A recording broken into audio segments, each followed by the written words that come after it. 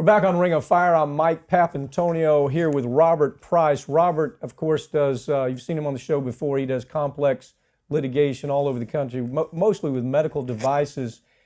So I want to talk to it right now. The story about surgical mesh that's being implanted in the bodies of thousands of people every day is not a story that corporate media can tell you because their advertisers won't let them tell you this story. In fact, they can't tell you because their advertisers, the people who make this product, not only won't tell them, won't allow them to do it, they'll actually dry up advertising money if they tell stories like this. And so they can't really do an investigative expose about this. The advertising dollars are just too big. So with me right now is attorney Robert Price. He's handling hernia mesh cases, and he's going to tell us the story that you won't hear anywhere else. Robert, first of all, hasn't hernia mesh, it's been around forever. We think it's something that's, fairly innocuous. They're putting in human bodies all over the country. Give me your take on this, on how bad this actually is, this hernia mesh story. It's really bad, Mike, especially in the past 10 years or so. Because you're right, surgical mesh and polypropylene, which is a plastic-based mesh, has been used for decades in the surgical community. But what we're seeing here is that these manufacturers are now making these, I kind of call them these easy kits for doctors with these different meshes, with these different designs. They're experimental designs that they each use to try to jump ahead of one another in this market share race. In other words, somebody comes in with a hernia operation. Yeah. Used to be that you had to have a special surgeon that could do that. Right. And so the industry says, oh no, we're going to make something where any doctor can do this. They don't have to have special training. They don't have to be a special surgeon. Just give them the kit and let them go. Isn't that kind of what this industry did? That's absolutely correct. If you've got a really skilled surgeon, that surgeon doesn't necessarily need mesh, or if that surgeon does need to use mesh, it's a small piece of mesh or it's a more complex procedure. So absolutely,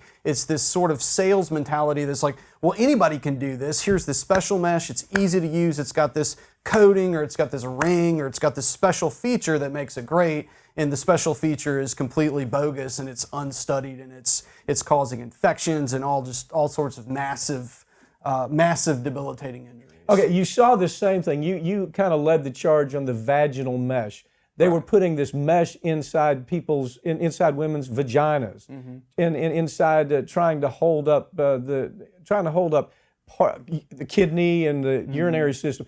Explain that case, because this is just an extension of that, isn't it? It's the same garbage they were putting in women's bodies. Absolutely. That, first of all, was nothing different than than just pure fishing line that you could buy at a fishing store. Isn't that kind of what this story developed into? Right, absolutely. So some years back, you've seen like the Kugel mesh litigation. This was years ago, where lawyers were bringing claims based on this defective ring. Well, then years went by and we did the transvaginal mesh litigation, and we started learning about the behavior of these manufacturers, who are the same manufacturers essentially as the hernia mesh manufacturers. Right. And you see a broad spectrum behavior of using mesh that's not cleared for medical grade use. In fact, some of these manufacturers use polypropylene that actually says on the material sheet, do not use this in the human body. There's a material data sheet, and the material data sheet shows how this can be used or how it shouldn't be used. And the manufacturers understood, because the document said,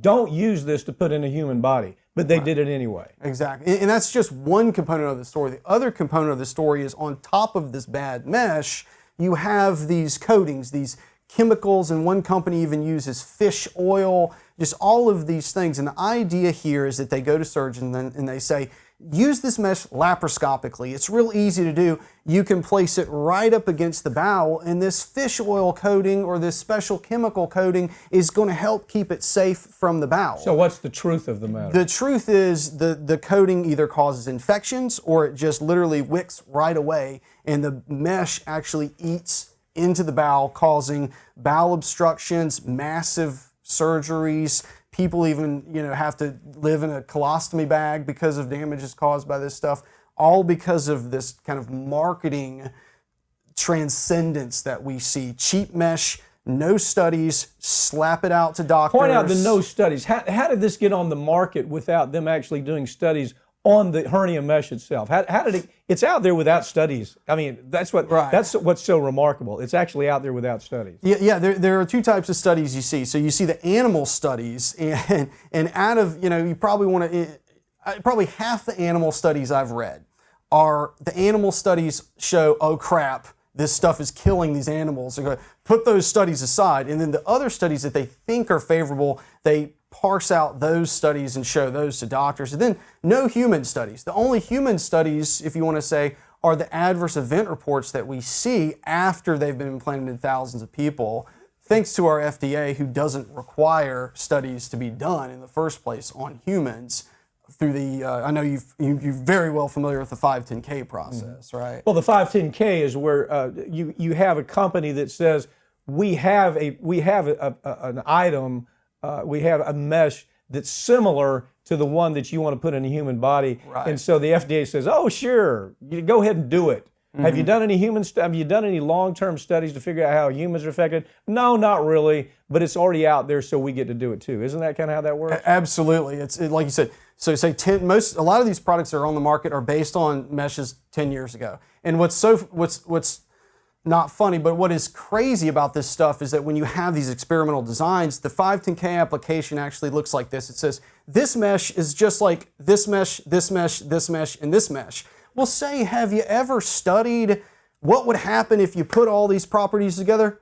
No, it's just like these meshes. And again, the FDA says, "Oh yeah, that sounds like good science." Here's the truth of the matter. We don't spend enough time as patients asking doctors, A, could you do this without the mesh? Could you actually perform the surgery without the mesh? The doctor's going to say, probably not. Okay? So get me the guy who can do this without mesh. That's the first thing. The second thing we don't ask them is, how much do you know about the studies that were done on this product that you want to put in my body?